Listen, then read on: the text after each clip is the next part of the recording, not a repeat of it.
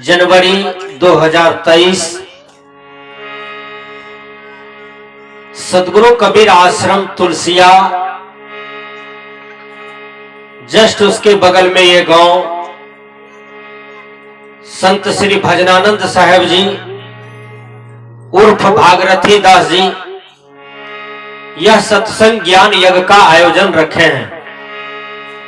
मैं धन्यवाद देता हूं कि हर गांव में ऐसे संत का जन्म होवे, ऐसे महापुरुष का जन्म होवे तो वह गांव धन्य हो जाएगा।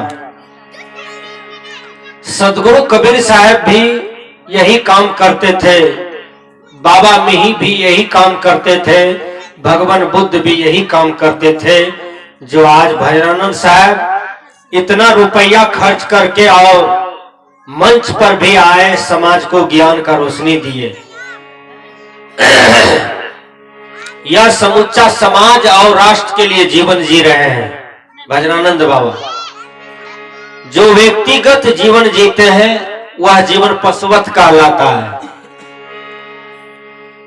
जो समाज को ज्ञान देते हुए, समझ बुझ की बात करते हुए, समाज का उपकार करते हुए जीवन जीते हैं, उसको महान पुरुष कहा जाता है।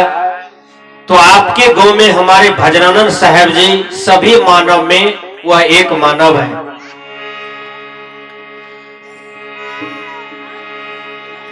जब मैं बोलता हूं कि बोलिए सदगुरुदेव की जय, तो आप लोग जोर से नहीं बोलते हैं। आप लोग जोर से कहां पर बोलते हैं? झगड़ा में। जब झगड़ा होता है ना गोतनी से, तब सुनिए कितना जोर जोर से बोलती है।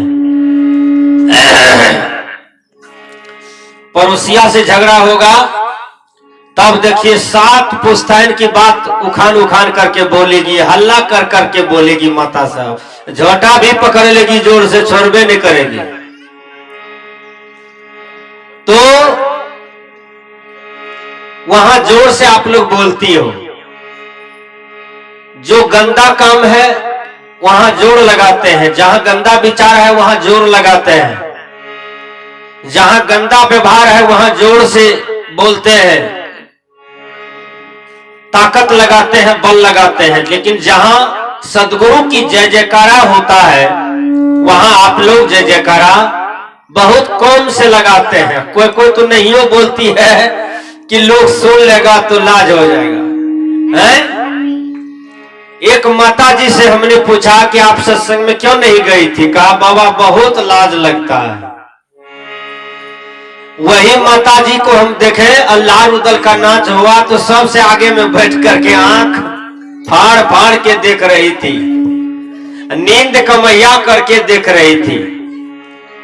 देखिए मनुष्य अपने जीवन में अभागा स्वयं है।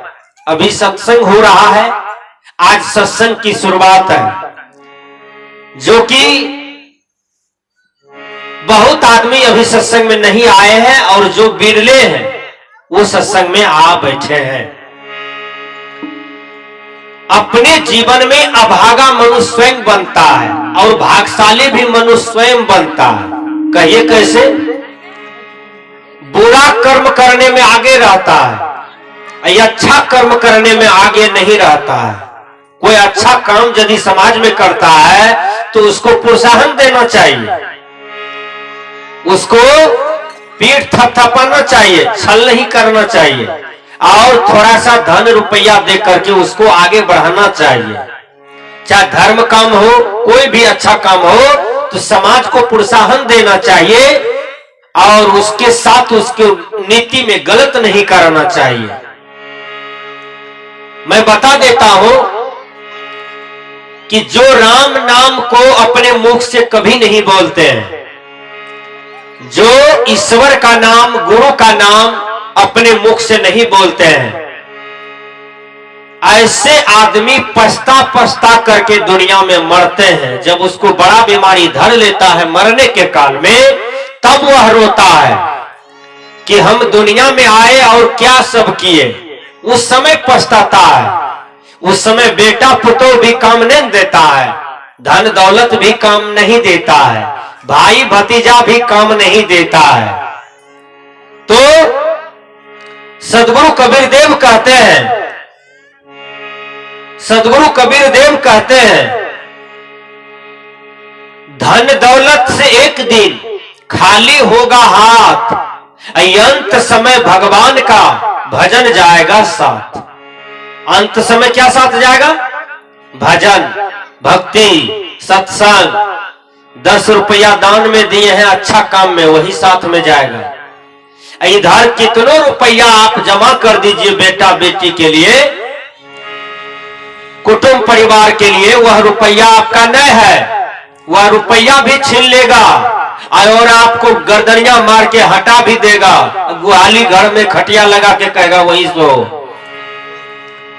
तो विचार कीजिए, अपना कौन पराया कौन? संसार में जिसको आप अपना कहते हैं वही बहुत पराया है, और जिसको पराया मानते हैं वही अपना हो जाता है। इसलिए गुरुवर कबीर कहते हैं कि धन दौलत से एक दिन खाली होगा हाथ, अंत समय भगवान का भजन जाएगा साथ। जब आदमी मरने लगता है तो उसका हाथ देखिएगा बिल्कुल खाली हो जाता है, मर जाता है तब भी खाली हो जाता है। जब 4 आदमी से उठा करके समाज से निकालने लगता है तो हाथ खाली है। श्मशान घाट में ले गया तो हाथ खाली है। मुंह में आग लगा दिया तो हाथ खाली है। और जब पूरा जल गया तो खाली खाली दुनिया से चला गया, उसके साथ में कुछ भी नहीं गया। यहां का कमाया हुआ यहीं रह गया और संसार से उदासे चला गया। इसलिए कबीर साहब कहते हैं, अंत समय भगवान का भजन जाएगा साथ।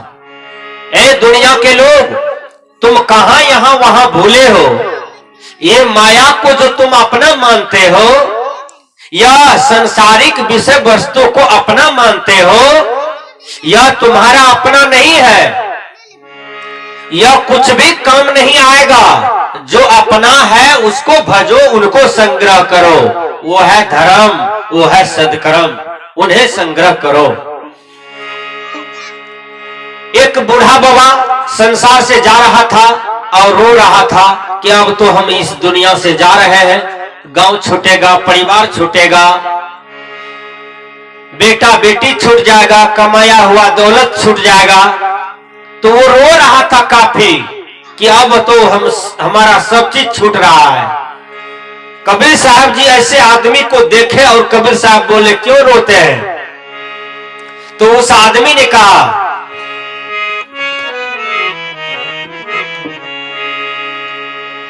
भजन बिना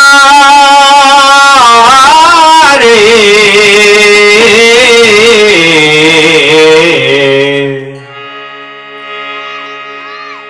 भजन बिना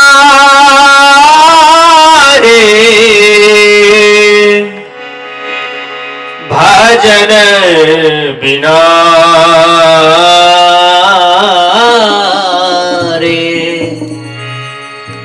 भजन बिना रे बीत गए दिन, भजन बिना रे भजन बिना रे।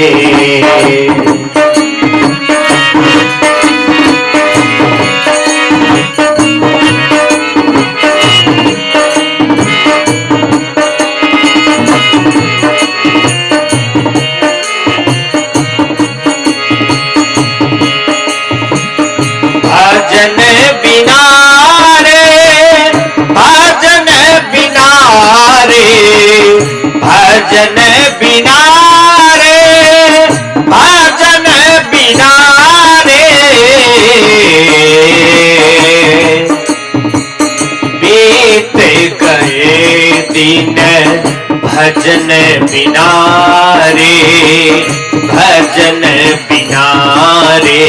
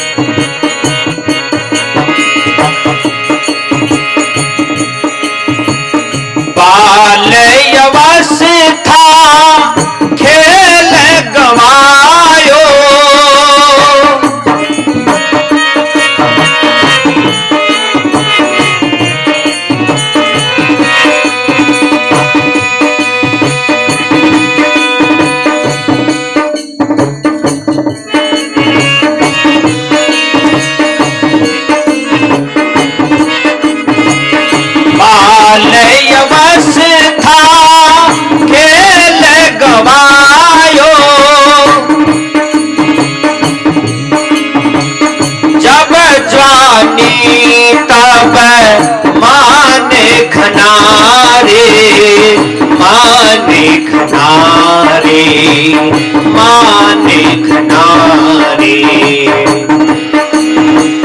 भजन बिना रे, भजन बिना रे, बीत गए दिन भजन बिना रे, भजन बिना रे।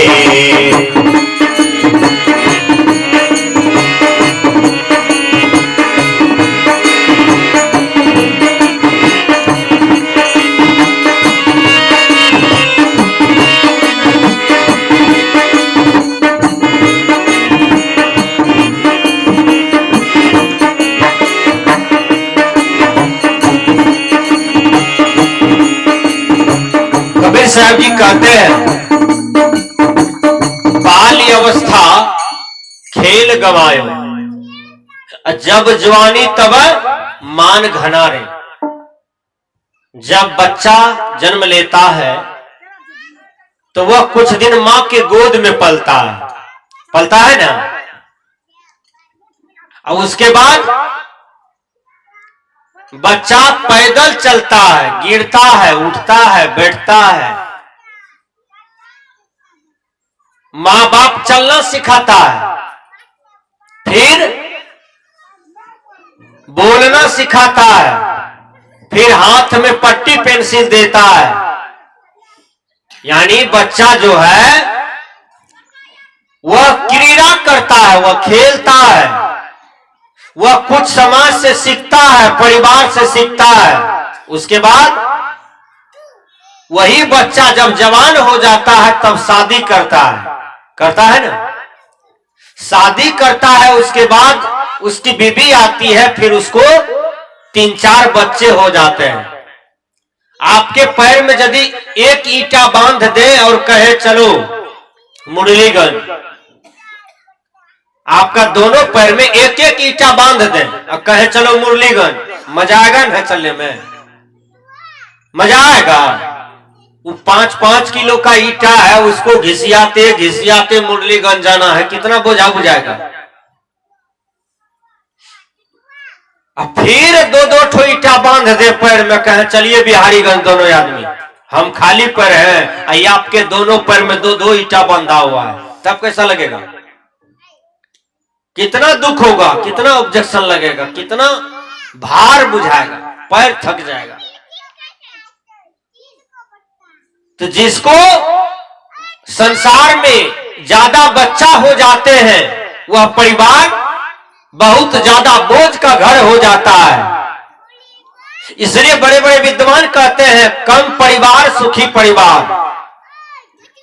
मनुष्य को परिवार कम ही रखना चाहिए, 2 बेटी हो जाए 2 बेटा हो जाए कोई दिक्कत नहीं है। एक जगह बहुत बच्चा खेल रहा था, तो एक बच्चा को साइकिल का ठोकर लग गया। कोई समझदार आदमी जा रहा था, बच्चा दौड़ के आगे में आ गया, ठोकर लग गया। वह बच्चा जो है दौड़ करके गया, मां को बुलाया, कहा देखो मुझको चोट लगा दिया साइकिल वाला। उसका मां दौड़ करके आया, साइकिल वाले को पकड़ लिया। एक आदमी उधर से फिर दौड़ करके आया, कहा काहे मारते हैं साइकिल वाले को? कहा बच्चा को चोट लगाया है। कहा तुमको दिमाग नहीं है, ये बच्चा तुम्हारा नहीं, ये बच्चा मेरा है।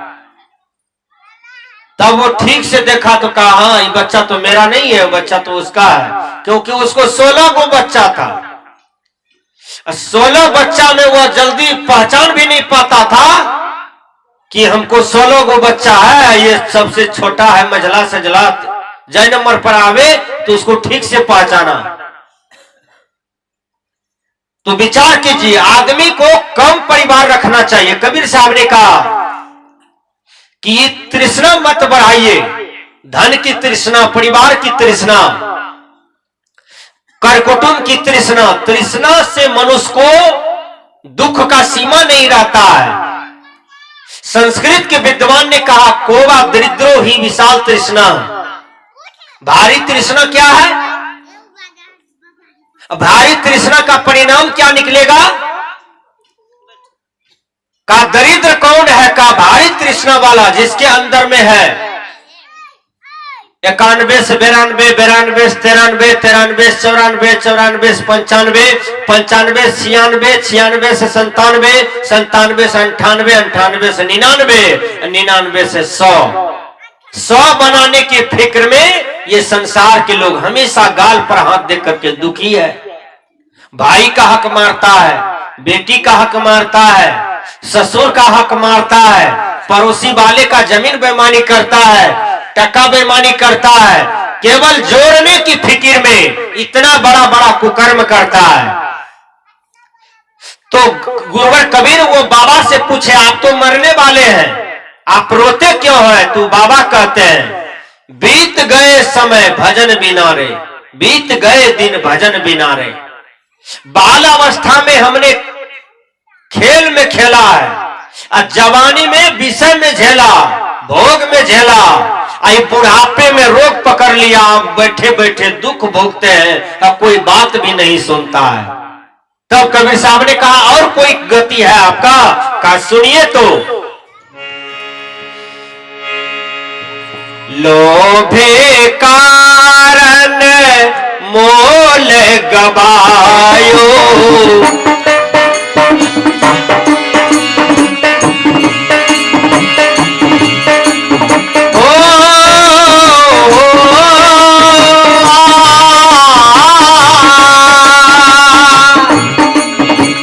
लोभे कारण मोल गवायो, लोभे कारण मोल गवायो, अजय होन गई मन की तृष्णा रे, की तृष्णा रे, भजन बिना रे, भजन बिना रे, बीत गए दिन भजन बिना रे, भजन बिना रे।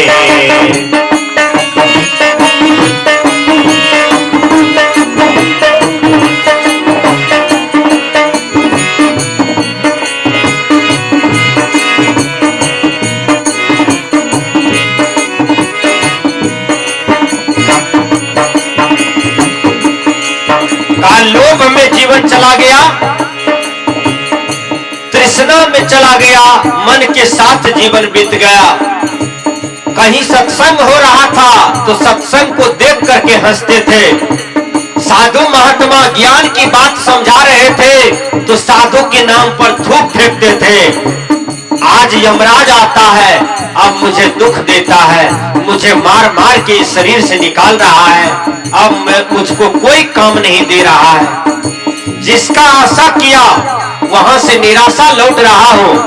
गुरुवर कबीर कहते हैं, लोभे कारण मोल गवायो,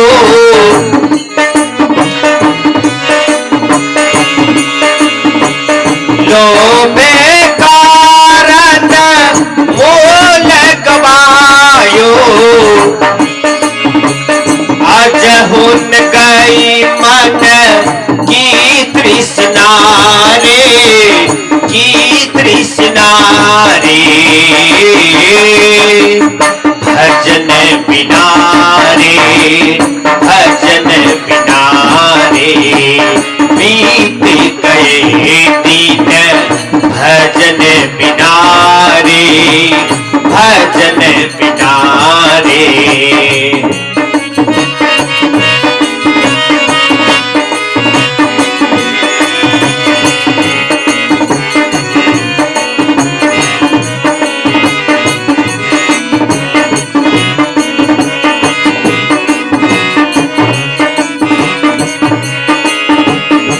अंतिम कबीर साहब ने कहा,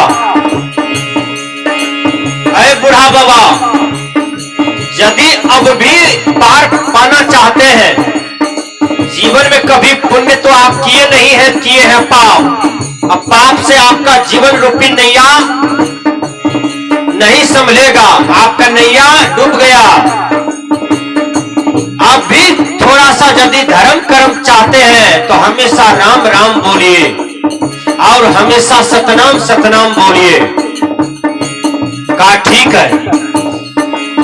कहते कबीर सुनो भाई साधो,